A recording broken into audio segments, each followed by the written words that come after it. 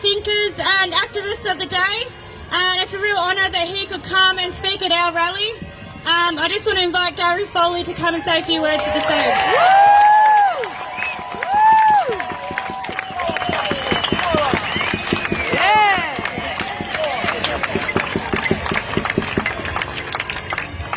I'm getting a little bit old.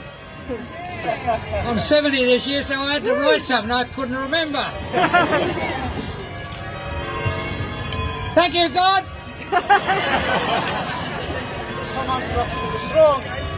I'd like to say, Ginnegay, from the Gumbaynggirr people in the north coast of New South Wales. I pay my respects to the traditional owners of the land here who have tolerated me making trouble in their land for the last 40 years.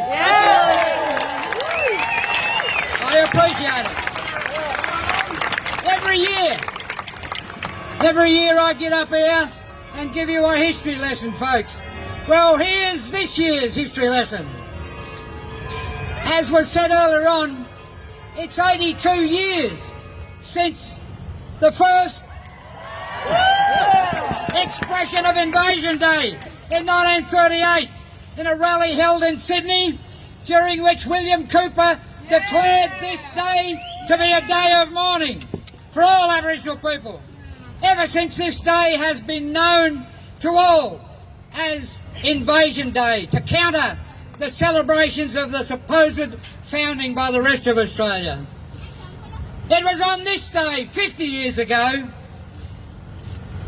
in 1972, that the famous Aboriginal Embassy was set up in Canberra in response to the then Prime Minister Billy McMahon's denial of land rights.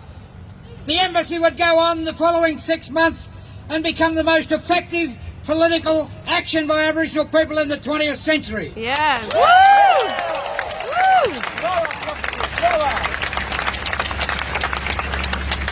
It is sad to note that 3 of the original founders of the Aboriginal Embassy are no longer with us.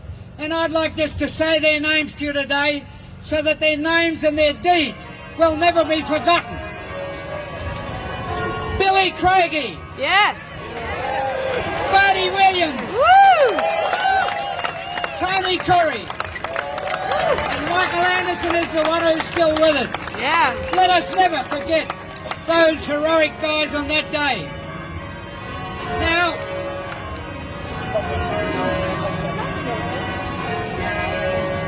the Christians love me.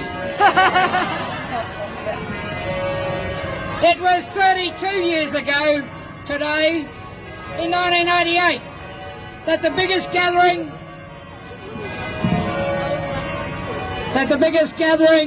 of Aboriginal people in the history of Australia gathered together in Sydney to stand against the bicentennial, or as we called it, the great masturbation of the nation. More than 100,000 people marched down the streets in Sydney. And I tell you what, folks, I reckon we got pretty close to that here today. And that is a great tribute to War, Seed, and all of the people who were involved in organising this. Again, this year, I say congratulations, and next year we'll get even more. Yeah. The rally in 1988 was held amidst fears fed by tabloid newspapers, fears of violence in the streets of Sydney. Well, folks, the white fellas in Sydney have always been a bit sensitive about big gatherings of black fellas. That goes all the way back to the day that Captain Cook landed in Botany Bay, and he had to fire a musket into a shield to ward off the black fellas. So it's understandable probably that Sydney people are a bit sensitive. The other, well, speaking of Captain Cook, speaking of Captain Crook, Yeah. this year also marks 2 significant 50th anniversaries. The first is that in April 1970, And in April again this year we should commemorate this. In April in 1970, a large number of Aboriginal people gathered on the shores of Botany Bay to protest against the arrival of Captain Cook in Botany Bay. I was there, folks. Woo! Yeah!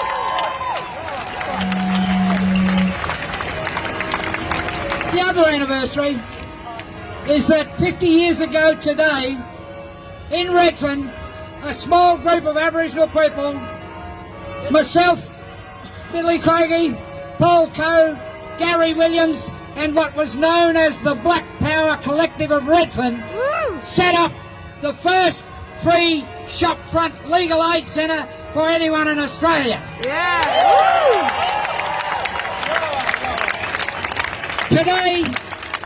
Today that legal service is a multi-million-dollar operation. Today there are hundreds of lawyers all over Australia supposedly working for the benefit of Aboriginal people. But as we know, there are more Aboriginal people in jail today than what there were when we set up the legal service. Shame! Shame! Black deaths in custody continue unabated, despite the Royal Commission, despite all of the years of protest. We still keep dying in jail.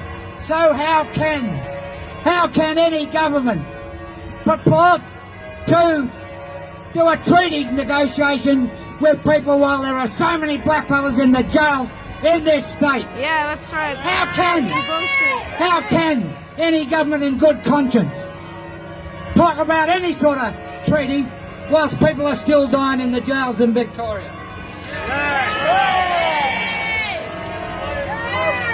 The clear lesson of that for everyone here today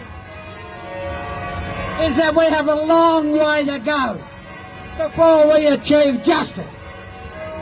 And so, I say to you young people, it is upon you to take the struggle forward. And listen carefully to this, folks. I do not claim eldership. I do not believe in my 70 years on this earth yet I have achieved the level of wisdom and knowledge that may entitle me to call myself an elder.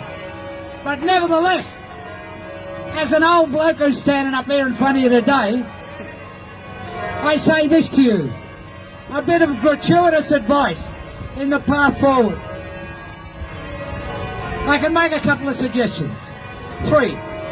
1, don't believe the hype. 2, beware of politicians bearing false promises.